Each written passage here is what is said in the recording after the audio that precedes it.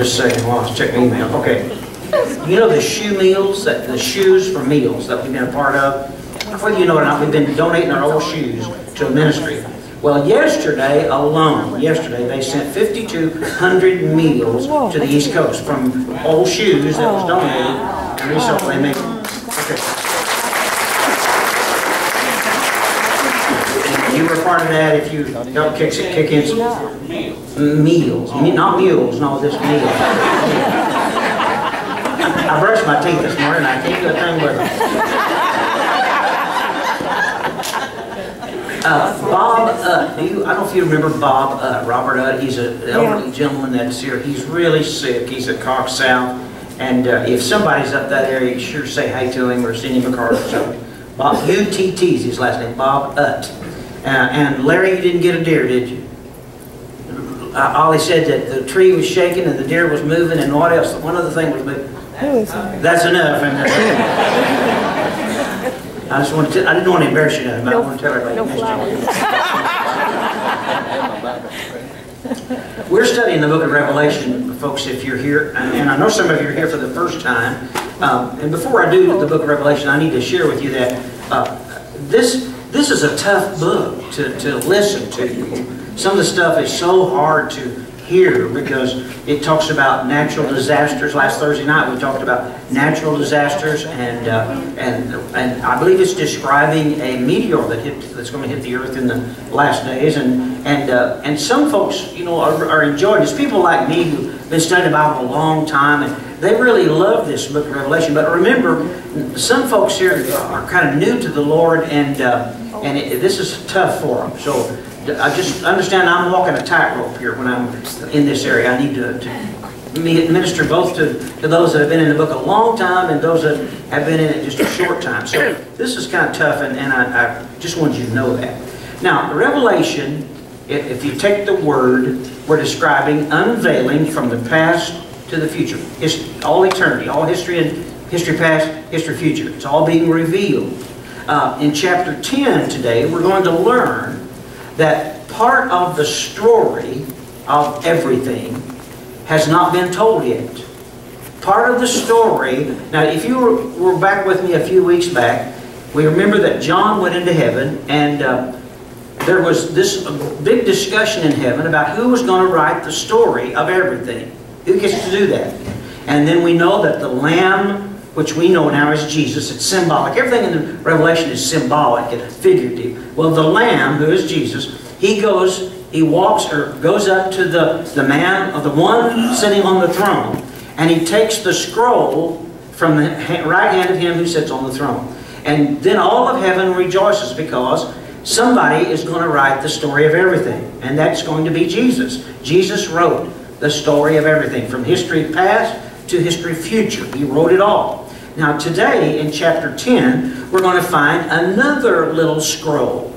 Not that one, but this is a scroll that contains the untold story.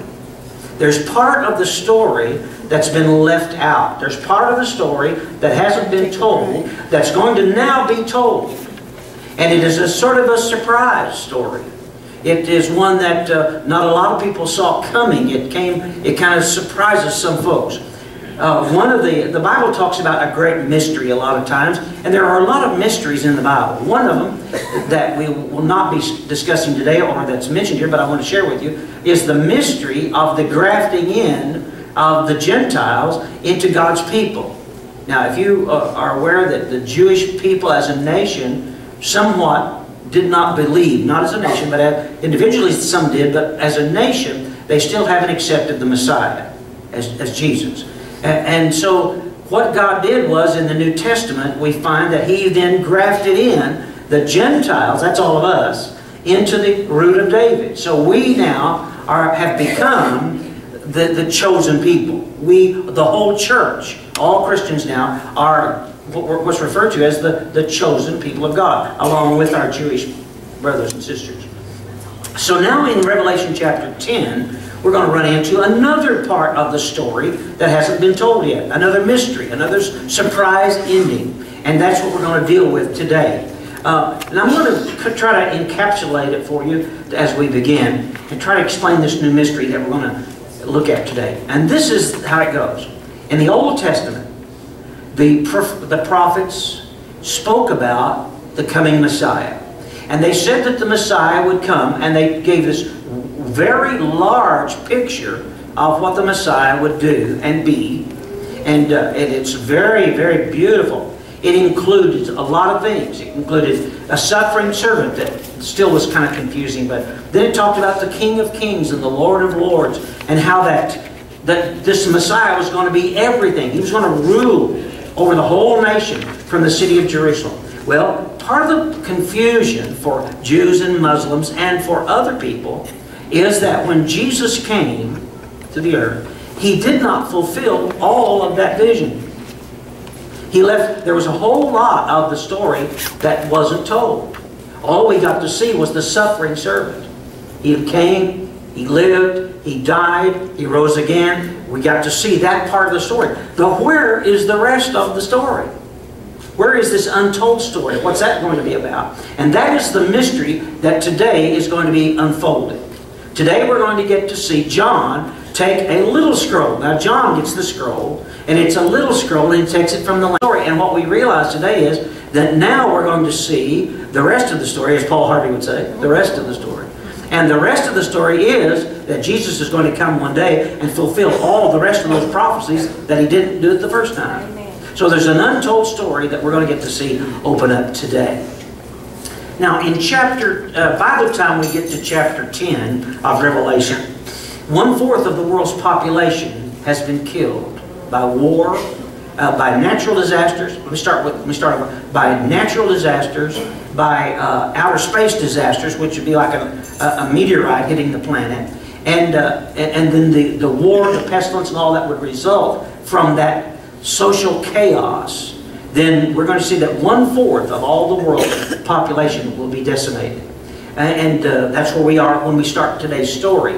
Natural disasters have killed millions of people. Then following that will be the war and the famine and the pestilence and all that follows a war or a natural disaster. These things happen, and it comes on the earth. Now there's going to be a judgment. And what we're seeing here is that God is passing judgment on how we work, how we did on earth, how human beings handle the planet, how we handle the gospel, how we handle loving each other, being nations and families, and He's going to judge all that. And we find that He has been warning us all through history of this judgment that's coming, but He's warning us through natural disasters. Every time we hear a natural disaster, we need to step back and say, you know what? God is warning us. He's telling us, He's sending a message to us that things are happening. Earthquakes, famine, war, those are God's warning. And what's He saying? People, get your act together. Come back to me, repent, and get your life back. So the book of Revelation reveals, kind of pulls the curtain back, and we get to see that God's been trying to give us a warning, and He's giving us more. But the bad news is we're ignoring it pretty bad, pretty much. Now, World War III is what's being talked about here in the book of Revelation. There will be a third world war down the road sometime. We don't know when, we don't know where. As we talked about Thursday night, I don't believe all these things are set in stone yet. I believe God is giving us every opportunity to make changes. I believe He's giving us lots of opportunities to get it right. And so far, we've not done real well. But that doesn't mean we won't. But if we could get it right, we could push this stuff way off into the future, if maybe never coming. But depending on how we deal with God is how we get to see our future unfold. Now, we're going to get to look now in chapter 10, verse 1, that all this bad stuff's happened. The devil has kicked our butts, you know. I mean, it's been bad. All this stuff has happened. But then in chapter 10, we're going to get to see a mighty angel come down from heaven. He's going to stand with one foot in the ocean. He's going to put one foot on the dry land. He's going to raise his hand to heaven, and he's going to claim planet Earth for the Lord. He's going to claim it. He's going to say, now this is God's planet. He's going to come now and take over. He's going to rule it. He's going to reign. Everything's going to be fixed. Can you imagine what it would have been like for us even today if our entire human experience would have been one that we did right. Imagine where we'd be today. No war, no famine, no disease, no hungry people. All over this planet, it would be the kingdom of God. Would you help me say the Lord's Prayer? Our Father which art in heaven, hallowed be thy name. Here we go. Thy kingdom come. Thy will be done on earth as it is in heaven. Now, stop with me, because that is what we're talking about today. When Jesus prayed that model prayer, He prayed that the kingdom of God would come to the earth, and that it would be on earth just like it is in heaven. The kingdom would be enforced. So when God is king, then heaven is enforced. And interestingly enough is that even today, if you let the Lord be king in your life, heaven is enforced in your life now. And the more that He's in charge, the better. And the less, of course, the worse. So we're going to see today the answer to the prayer, to the model prayer. Thy kingdom come, thy will be done on earth as it is in heaven. We're going to watch that happen today in chapter 10 and verse 1 as this angel comes. Read with me. Then I saw another mighty angel coming down from heaven. He was robed in a cloud with a rainbow above his head. His face was like the sun. His legs were like fiery pillars. He was holding a little scroll which lay open in his hand. Is that my pacemaker? Yes. Okay. I was afraid I was about to have a stroke. I thought, if I'm the only one hearing that, then I'm in trouble. Okay, here we go. Verse 2. Now this angel came down. His legs were fiery pillars. Now verse 2. He was holding a little scroll. Remember I talked about the little scroll? Okay, he's holding a little story. In other words, a little story that hadn't been told yet. And which lay open in his hand. He planted his right foot on the sea, his left foot on the land. And he gave a loud shout like the roar of a lion. And when he shouted, the voices of the seven thunders spoke. Now, stop right there, and we're going to pick up at verse 4. But what happened here is when this angel shouted like a roaring lion, it began to echo. And the echoes are the story John heard. This new story, this untold story. It was told in the echoes. And he started to write it down, and just a minute we're going to see, and God says, don't write it down. Don't write this down. This is an untold story. This is one that I'm not going to let you know. Don't let the people know. Keep this quiet. Now let's keep reading, and I want you to see this happen. Verse 3, when he gave a loud shout like the roar of a lion, when he shouted, the voice of the seven thunders spoke. And when the seven thunders spoke, I was about to write, but I heard a voice from heaven say, seal up what the seven thunders have said, and do not write it down. Then the angel I had seen standing on the sea and the land raised his right hand to heaven. He raised his right hand to heaven. In other words, he swore, he claimed it. It was like when, excuse me a second. It was like when I got a frog in the throat with his legs crossed. I didn't see that coming.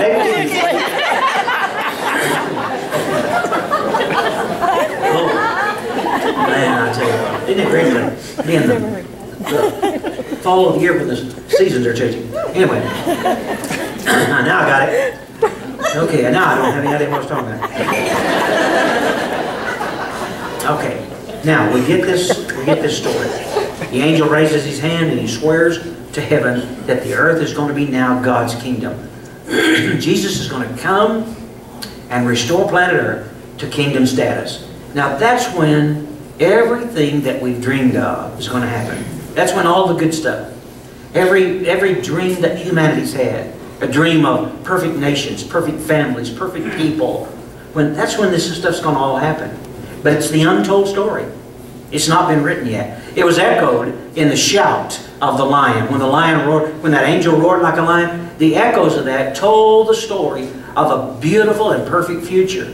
But it's not been written down yet. In other words, that still has to be attained and acquired. And we're going to step into that, move into that, but it hasn't happened yet. Now, God is not going to allow the human population to always be deluded.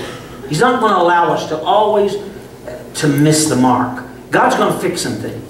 Now, when it started falling, coming apart in the book of Genesis in the Garden of Eden, God began to set in motion a change. He talked about things that were going to change and things that were going to be better. And now all that history is looking to the very future where this is all going to be good, where God's going to fix it. He's going to fix us. He will reveal the untold part of the story, and all the world's going to get it. The whole world's going to say, oh, I see.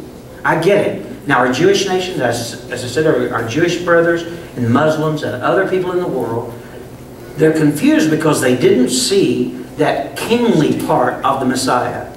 They kept waiting for Jesus to sit on the throne of David and rule like the prophet said. Well, now it's going to all happen. Let's keep reading in verse 6. Because here's what's going to be revealed. And he swore by him who lives forever and ever, who created the heavens and all that's in them, the earth and all that's in it, and the sea and all that's in it. And he said, there will be no more delay. Now in the King James it says, and time will be no more. What that is better translated is to say that all that we've been waiting for, all that good golden age, that millennium, that wonderful time on earth, all that we've been looking forward to is going to happen now. And there'll be no more delay. We're not going to have to wait any longer.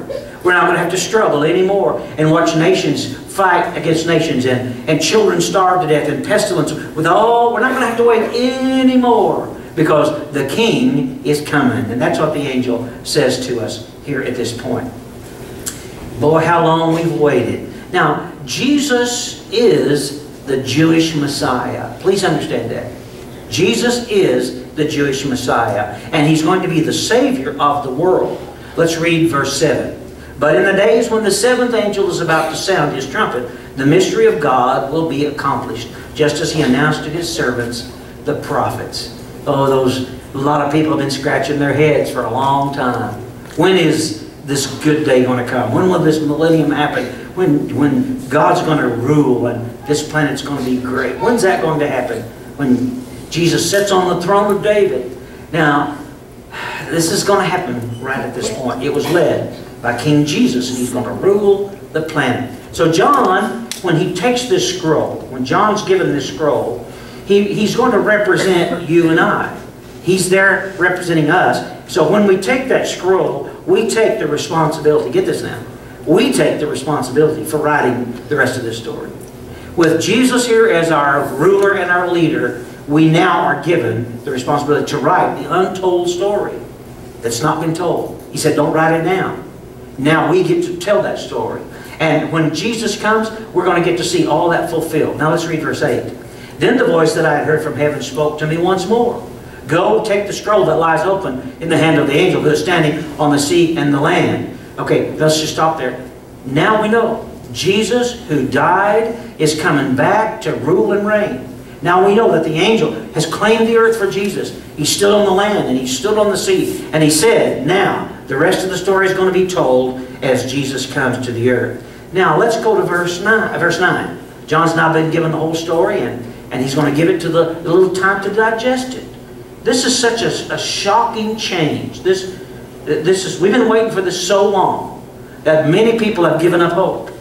A lot of people have. Some of you this morning may have almost given up hope.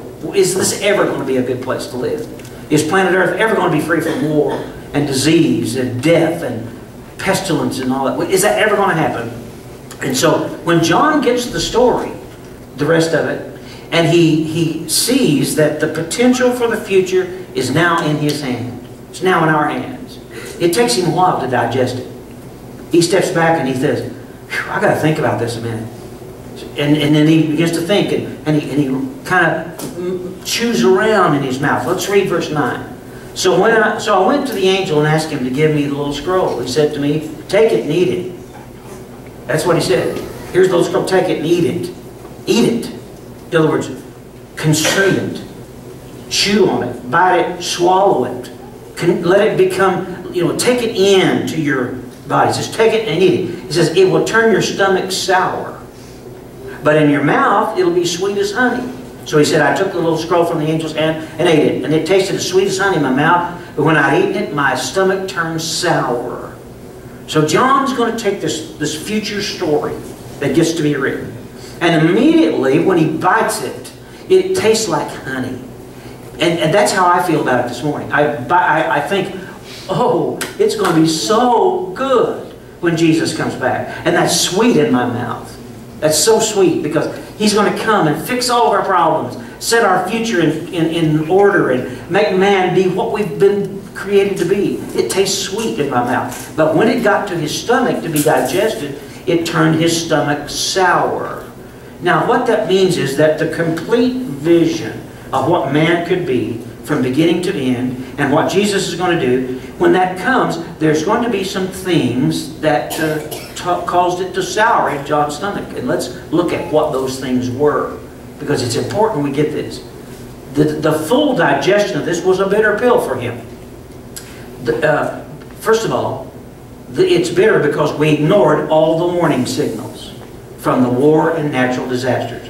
See, John sees this and he says, oh, if we had just heeded the warning, there have been earthquakes and famines and disease and pestilence and war. That's been going on forever. You mean that was God warning us? And if we'd have listened and changed, then we could have had this earlier? And the answer is yes. It's bitter because we could have fixed this. We could have, but we didn't. It's also bitter because we wasted so much time and energy as a human race on half a truth.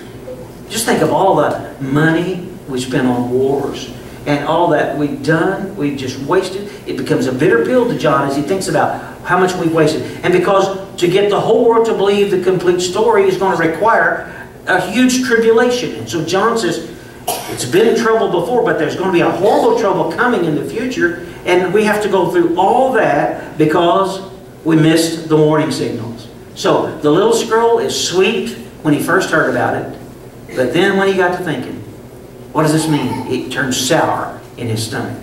So now with the full story in John's hand, he's commissioned to write and tell the complete story.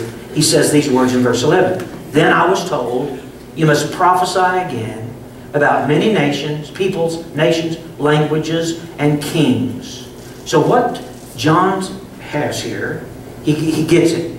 He's taken a bite. He's seen what's going to happen. And now he says, I got to tell everybody. And that's been our responsibility, and now that's our challenge. Our job now is to tell everybody on planet Earth that the King is coming. It's our job to say that everything we've wanted to be from the beginning of time till now, we can now be. It's going to happen. Jesus is going to come, claim the earth. He's going to make the earth His will on earth just as it is in heaven, and it's going to be great. That's the rest of the story, and we need to be telling it. Are you telling your family? Are you telling your neighborhood? Are you telling your communities and your nations? What are you doing? Are you involved in telling the story? We've got to get busy about this. See, the story surprises us, and we need to tell it. Now, John said, tell every people and nations. The word nations is translated from the word ethnos, or ethnic. We're to tell all the ethnic groups. We're to tell all the languages. We're to translate this story into every language on earth. It's supposed to be told in every story. I've been told recently that we're getting real close to getting this finally done after 2,000 years. We're about to get the Bible translated into every language on planet Earth. There's still a few obscure tribes that they're still working on, but we're so close to having the whole story told now, like they told John to do. Tell everybody, every nation, languages, and kings, to tell all the leaders. Another, as I said earlier, the mysteries of God is the grafting in of the Gentiles when the Jews refused, so He grafted us in. But that's the main part of the story is that the part of Jesus that we've missed, the King, the power, that part is coming. Oh, the Jews, they were so looking forward to Jesus coming and kicking Rome out of Jerusalem and establishing David's kingdom. And they were so disappointed when He died on a cross. They didn't get it. They still scratch their heads to this day. Why? Why did that not happen? Why did we miss that? And they're wondering, what? Well, here's the truth. The rest of the story is going to be told. And soon, Jesus is going to come and rule planet Earth from Jerusalem for 1,000 years. You know where the capital city of planet Earth is going to be? The city of Jerusalem. That's where it's going to be. God's going to rule from there. And He will direct there'll be all kings on the planet will be subservient to Him. Every language, everybody's going to know. And it's going to be wonderful. This is called the millennium. We're talking about the millennium. The 1,000-year reign when Jesus takes His planet and He takes it back and makes it what it should have always been. Okay, so here's what we need to do. And here's what you need to do and what I need to do. We need to make Jesus King of our life right now. Take yourself and move you into the kingdom of God by making Jesus King. Thy will be done on earth as it is in heaven. That's the kingdom of God. When God is doing in your life His will, then you're in the kingdom. And that's when your life is what it's going to be best. Or when you do your best, when you become your best, that's when that happens. I just challenge you today. If you don't know Jesus, you're making a horrible mistake. You're going down a dead-end road that's going to not take you where you need to go. Come, let Jesus write you into His story. Give Him your life. And let Him be your King. And then do His will. Let's pray together. Lord, it is such a